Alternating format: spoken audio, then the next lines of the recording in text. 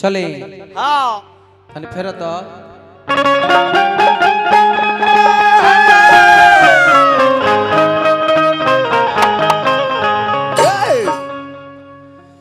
सावरिया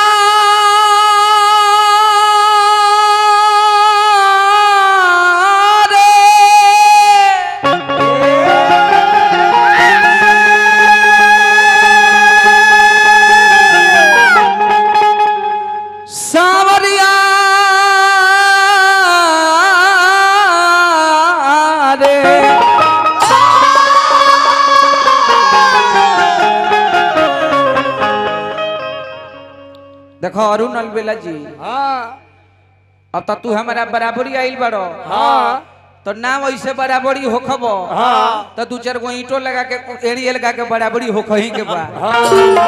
आना तेरे से ईटा भरे लगा लो मुड़ी मत लामा करो। बाकी हमार गाना बजाना कहाँ बा हाँ आ तहार गाना बजाना कहाँ बा हाँ इहे ध्यान देवे के बा।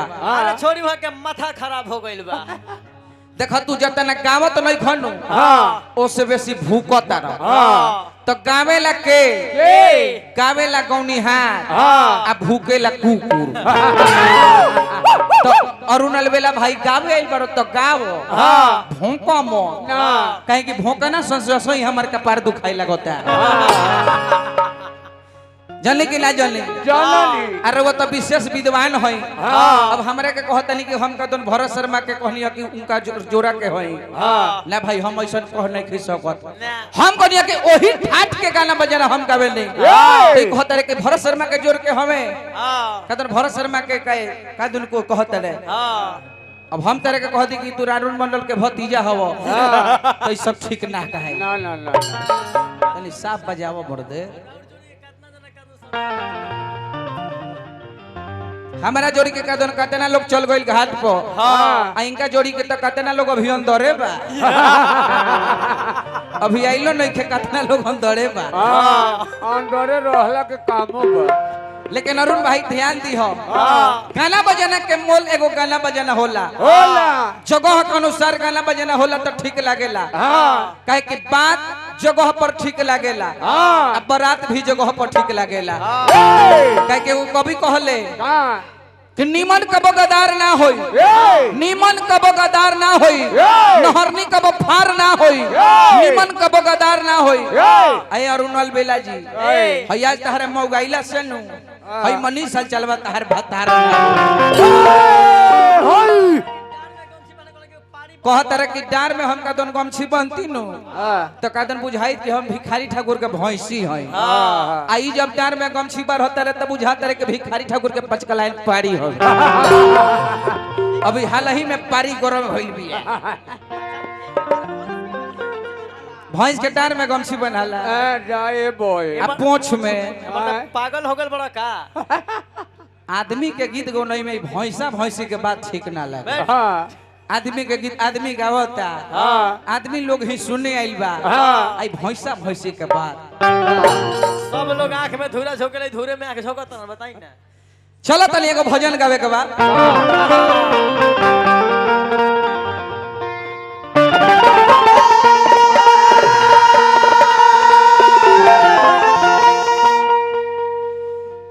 हो गइल कैसन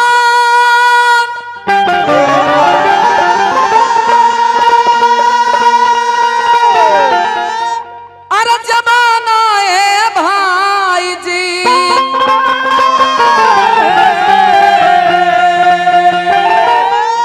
हो गइल कैसन जमाना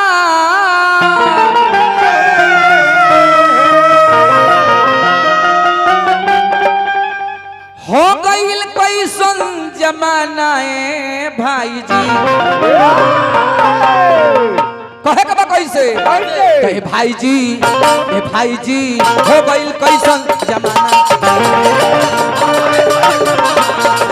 जी हो गइल कैसन जमाना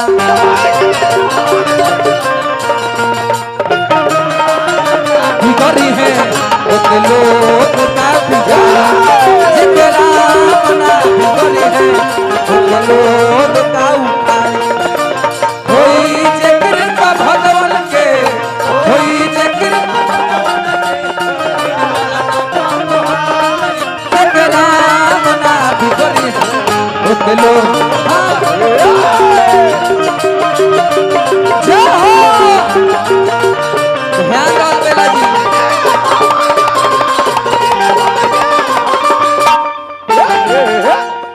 हमरा के कहत रहे के कादन हम नीतीश कुमार के पोता हैं आई सम्राट चौधरी के नाती हमें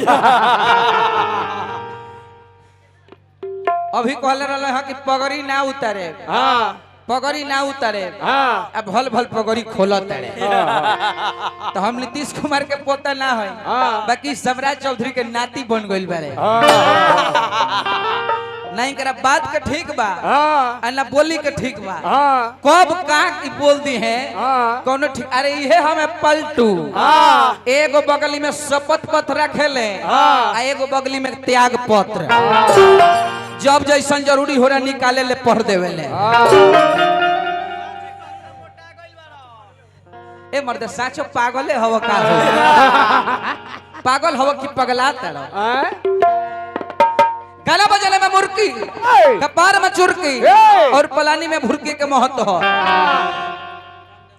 चलिए हमारा धर्मदेव मुखिया जी कोर से हजार हजार पुरस्कार बा गरीब के बेटा और सबके चहेता हमरे बहुत ही सुंदर धर्मदेव मुखिया जी कोर से पुरस्कार बा मुखिया के माने ऐसा मुखिया के माने ऐसा कि पंचायत जीत के सब कोई के दिल पर राज करे आ सब कोई के चहेता बन रहे ना तो हमनियों के पंचायत के मुखिया जी बड़े भैया पंचायत जब से पंचायत चुनाव जीतले हो ये खाली पंचायत में आई नहीं खो बन रही असही और पद प्रतिष्ठा में चार चांद लगो रहे मुर्की लगा तो कैसे का कहे के बा तो बेहारूला फिर से आवा फिर से आवा मेहारूला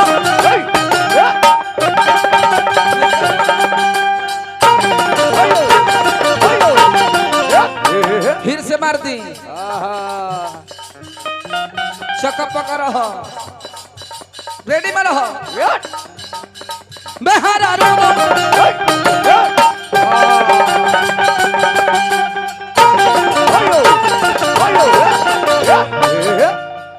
बन रहा मेहारूला अरे ऑफिस में जाता मर्द बनावता रे खाना ए भाई जी मर्द बनावता रे खाना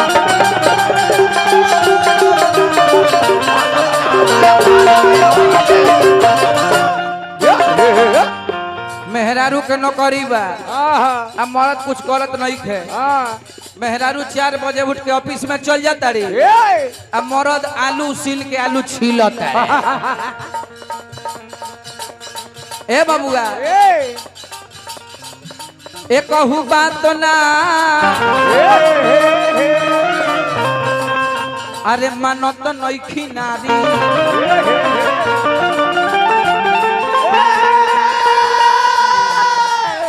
अरे एक कहू बात ना